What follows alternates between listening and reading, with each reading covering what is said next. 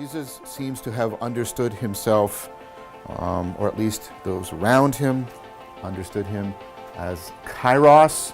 If you remember, that's a turning point in the course of history, because as we spoke before, the Israelites, and by this time they were known as the Jews, had developed the psychotechnology of understanding history as a cosmic narrative in which there are crucial turning points. Yeah. And so the possibility of Kairos is always present. One does not manufacture Kairos by any stretch of the imagination, but one becomes afforded to the possibility of perceiving and playing with the Kairos that is always present for what it is, where what it is, right? And that is sort of the beginning and the end of the story. So you definitely don't try to create, but simply dancing with the presence of the Kairos that is always present is the only ethical, only proper thing to do anyway. So I do think the Kairos is upon us. But we're not going to direct it. Like, I don't think so. No, we can't. But I agree. Yeah. I'm not trying to direct it. That is exactly to confuse. That is exactly to think it's all top down. Neither are we just supposed to passively wait. That's just purely bottom up.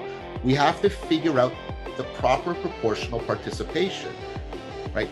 Because, I mean, I thought that there's a biblical truth here. I thought, yes, we don't direct the Kairos, but our decisions matter to the Kairos, right? Sure. Right?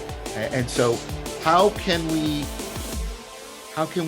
virtuously and with virtuosity participate in the largely virtual medium in which the Kairos is presenting itself?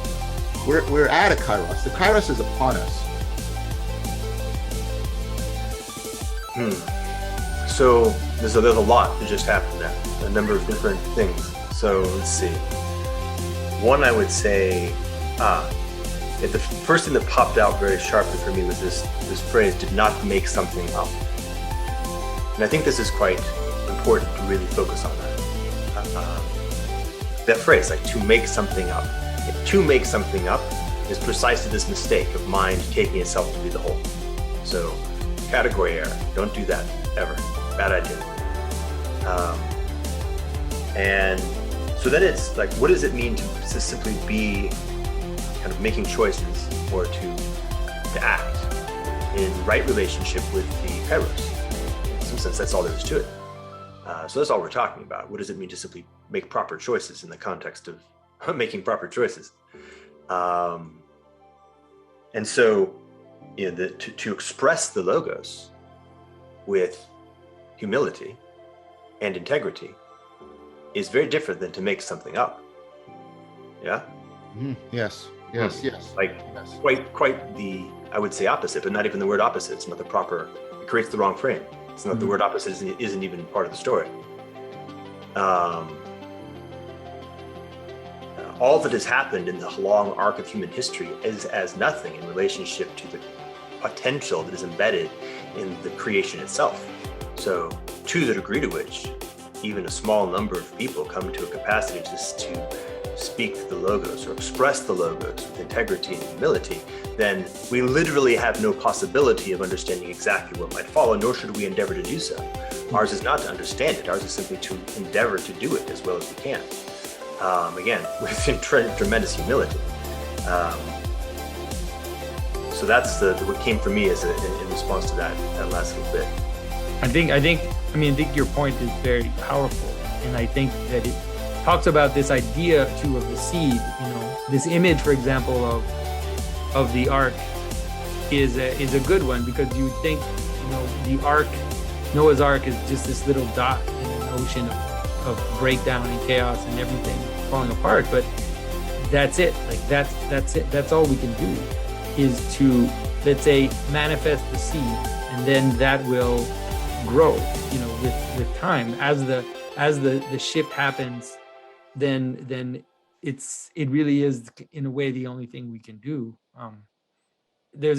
In this world of kind of breakdown, one of the problems that happens is that the person who's trying to humbly express logos will appear as a thorn at first, and then might might not make it. I don't know what to say. Like, might not make it, might just be there to plant the seed and might not make it into the Holy Land.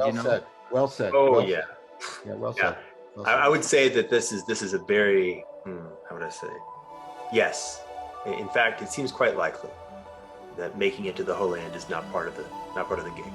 Not part of the plan. And that's okay. That's okay. So this is another. Okay, I think I feel what was happening earlier more clearly. Okay, not make something up.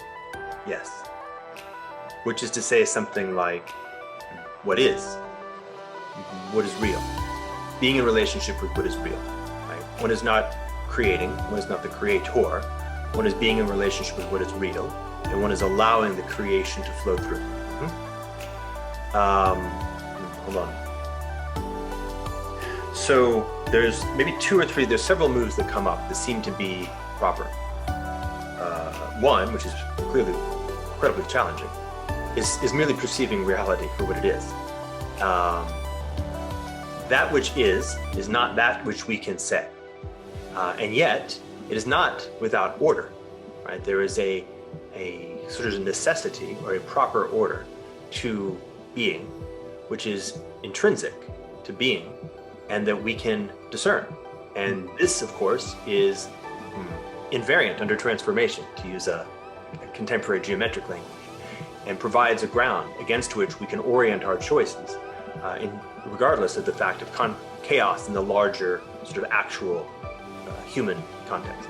So that's a big piece. Maybe it's the only piece. The other one. You're right. You're so right, because it also, one of the things that happens when you orient yourself properly in a world of chaos is that it really does, it shines brighter actually probably than in a world where all things are going their own way.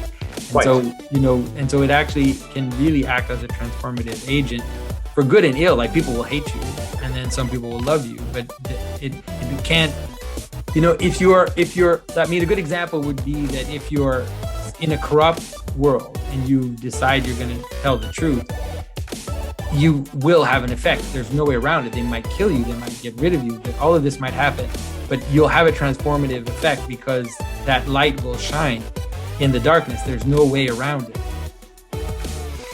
Yeah, so John, flipping it to the language of virtue, there's two ways of being in relationship with virtue. So an adequately large number of blind people sort of feeling around in a maze will find their way through the maze, right? And they may remember it. They may try to write it down and say, hey, left, right, left. That's how you get out. Yeah, that's the human beings living in cultures, surviving and dying and discovering the things like humility and courage and integrity. If you have those woven deeply into the nature of your culture, you're going to be more likely to live well than others, right? So that perspective, right? That way of looking at it. The other way of looking at it, of course, is you simply turn on the light and you look at the maze and you notice there's actually a structure to the maze. And there's a way of noticing just how to get through it without having to go through the process of searching broken with your eyes closed and your hands out. And this is what I was referring to earlier, right? So the proposition is that both of these are accurate. Both of these are very valid ways, and that there's something like our capacity now, where we are now as human, is we can be aware of that, and we can say, okay, there is actually a beautiful, almost like a hint, a clue to this thing, virtue, the virtues, that is hard-worn. We can look back at the history of history and say, okay, here's where these things have shown up. Here's the edges, the parameters, the shapes of the thing. But now we actually are in a process where we can, and I would say must, turn on the light. We have to, in fact, become capable of perceiving that, use the evolutionary process to kind of act as a scaffold and a support, but step to the last, that next step that is available, which is beyond what's available through trial and error, because we haven't got any time left to engage in trial and error. We have to become really significantly virtuous, and the best way to do that is to actually have a much better sense of the nature of what the underlying intrinsic order is that has been constantly rediscovered and rediscovered and rediscovered.